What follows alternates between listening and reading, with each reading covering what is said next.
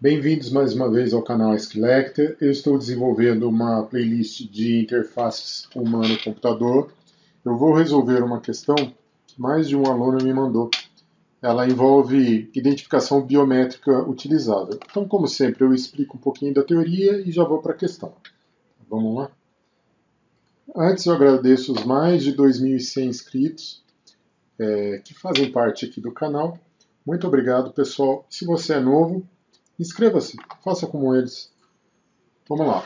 Os principais requisitos para considerar uma identificação biométrica utilizável.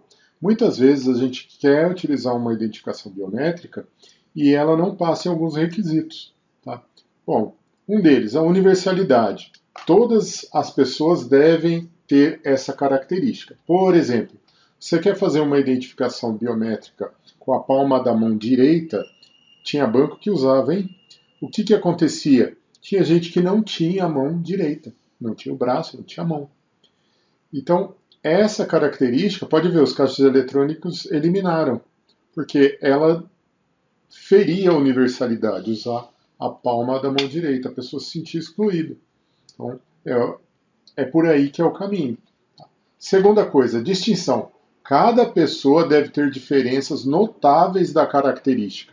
Um exemplo, as veias da sua mão direita são diferentes, tanto em calibre, quanto em formato, quanto em posição, das veias da sua mão esquerda, que são diferentes das veias dos demais seres humanos. Ninguém é idêntico, pode ser parecido. Então, essa característica a gente chama de distinção. Tá? Permanência. A característica não se deve alterar com o tempo. Quer ver um exemplo? A pessoa é obesa, obesidade mórbida.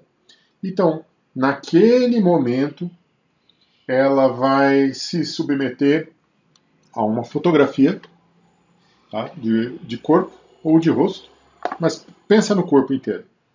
Ela tem um índice de massa bem alto em relação às outras pessoas. E ela se submete a um teste biométrico, uma foto. Tá? Digamos, ela tem 200 quilos. Passa um tempo, essa pessoa vem fazer regime, vai fazer exercício, ou faz uma cirurgia bariátrica, né, a cirurgia do estômago. E o que acontece? Ela vem a perder massa. Quanto, Leque? Ela tinha 200, ela foi para 70 quilos. Isso é muito comum. Tá? O que acontece? A característica alterou. Então você não tem permanência. Tá? Então, algumas pessoas acabam tendo alguns problemas com cadastros porque elas alteram as características. Tem gente que tatua a face inteira. Ah, você está sendo preconceituoso. Não, estou sendo realista. Às vezes o sensor biométrico deixa de fazer um apanhado mais acurado porque a pessoa mudou as características dela. E se colocar o óculos, Lecter? O óculos não, os sistemas já são mais evoluídos, isso aí não vai mudar. Ele vai capturar, porque tem a distância dos ossos, distância das orelhas, o tamanho das orelhas, distância entre os olhos, tem uma série de coisinhas que a gente pode pegar no seu rosto que o óculos não vai fazer a diferença. Tá? E ela tem que ser coletável. A característica deve ser determinada e quantificada. Tá? Qual a altura da pessoa? 1,71. Ah, mas pode ter um desvio aí, Lecter? Pode. Até de 3 a 5%. Tá? Ah, porque a pessoa cresce, né? Ah, peraí. Aí tem uma pegadinha, então não tem permanência. Não adianta você pegar como característica de identificação biométrica utilizável a altura do seu aluno de 6 anos e no ano que vem você querer usar essa mesma característica, porque ele vai crescer. Você já vai ter que pegar essa característica ligada à altura a quanto o ser humano já para de crescer, mais ou menos depois dos 20 anos. Entendeu? Então, universalidade, todo mundo tem que ter a mesma característica. Distinção, cada pessoa tem que ter características diferentes, notáveis.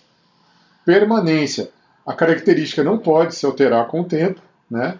Por exemplo, você não pode pegar a cor do cabelo, porque o cabelo ele tende a ficar branco. E tem pessoas que cortam, tem pessoas que pintam o cabelo, então a cor do cabelo não pode ser utilizada para identificação biométrica. Tá? E ela deve ser coletável, a característica deve ser determinada e quantificada. Bom, separa em duas partes aí. Você tem as características fisiológicas, por exemplo, a íris, tonalidade da íris, distância da íris, tamanho da íris, as impressões digitais, por muitos anos e ainda hoje são usadas. O formato da orelha, não sei se você sabia disso, formato da orelha. Cada um tem uma. O DNA, obviamente, né, ele diferencia muito. As veias, como eu estava falando, das mãos, tá? E algumas distâncias da face fazem com que você tenha características diferentes em relação às outras pessoas. E tem a parte comportamental, a sua voz, gait, que eles colocam aqui, é seu jeito de andar. A China é super evoluída nessa parte, a parte de segurança, porque eles usam uma das características, o jeito de andar da pessoa. Tá? E a assinatura é usada há mais de 100 anos aí, e ainda vale um pouquinho. Se você juntar tudo, aí fica difícil fraudar o sistema. Vamos à questão. Relacione a coluna 1 com a coluna 2, observando os principais requisitos a serem atendidos para considerar uma identificação biométrica utilizável. Qual que é o problema que as pessoas me mandaram aqui? Tem dois problemas.